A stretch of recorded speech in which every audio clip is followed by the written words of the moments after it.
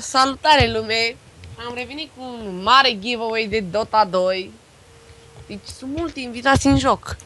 Acest giveaway constă în... Deci, tot ce trebuie să faceți este să dați subscribe și like, să dați subscribe la Chirat Gaming Ro, la Chirat Gaming Ro, la Andrei Super, Andrei Super, adică la Deadboss Gaming, la Andrei Tru și la mine, la Cristi Gaming Ro.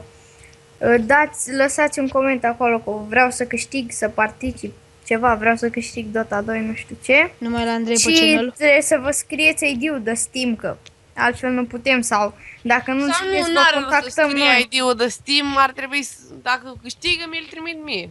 Sau, Da, vă contactăm noi pe privat.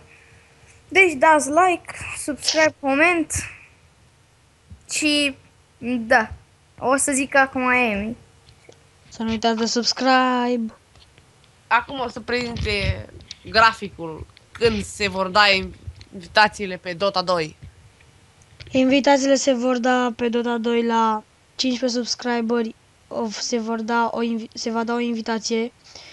La 25, 2 invitații. La 40, încă 2 invitații.